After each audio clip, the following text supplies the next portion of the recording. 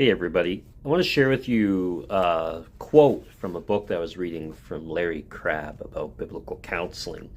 And it's talking about the love that God has for us. And Larry says, His love relentlessly pursues our best, even when we would happily settle for less. And that really got me thinking about how we view the love of God. And some of us feel like if God truly loves us, He'll let us do what we want. But like a father, our heavenly Father, He wants what's best for us.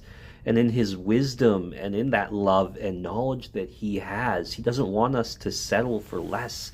And that means that through His love, because of His love, He corrects us, He guides us, He disciplines us. If we go a little earlier into the quote that I read, it says here that Christians often have this gooey, romanticized view of God's love, which is really saying, I believe you love me if I can have my way, if I can do what I want to do, be what I want to be, and have what I want to have. God is seen less as a father and more as this spineless, kind, indulgent heavenly grandfather. When something goes wrong, we feel that God has stopped loving us, or surely He wouldn't allow certain things to happen.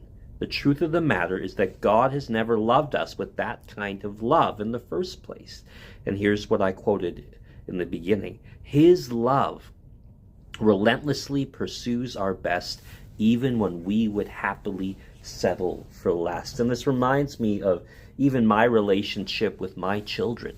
Sometimes they get upset with me when I'm asking for their help around the house, or telling them that they need to do their homework, or correcting them and even disciplining them in certain areas of their life. And I have on multiple occasions told them that if I didn't truly love you, I wouldn't care about these things, and I wouldn't correct you, and I wouldn't want to see you do your best and to do well. It's because of my love for you that I want to help you, that I want to see you succeed, that I want to see you grow to become strong Christian women.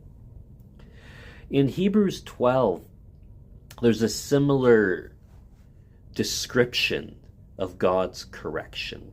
Hebrews 12 provides a similar description of God's love, particularly around correction and discipline. In verse 5, it begins saying, My son, do not make light of the Lord's discipline, and do not lose heart when He rebukes you, because the Lord disciplines those He loves, and He punishes everyone that He accepts as His son.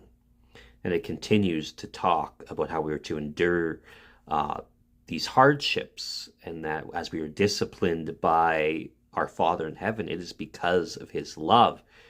And in verse 10, it says, Our fathers disciplined us for a little while as they thought best, and God disciplines for our good, that we may share in His holiness.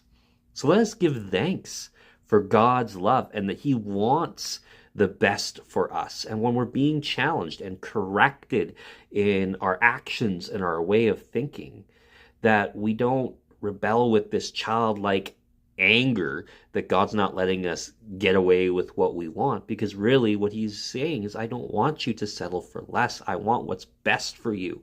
And may we seek God's wisdom and give thanks as He teaches and corrects us.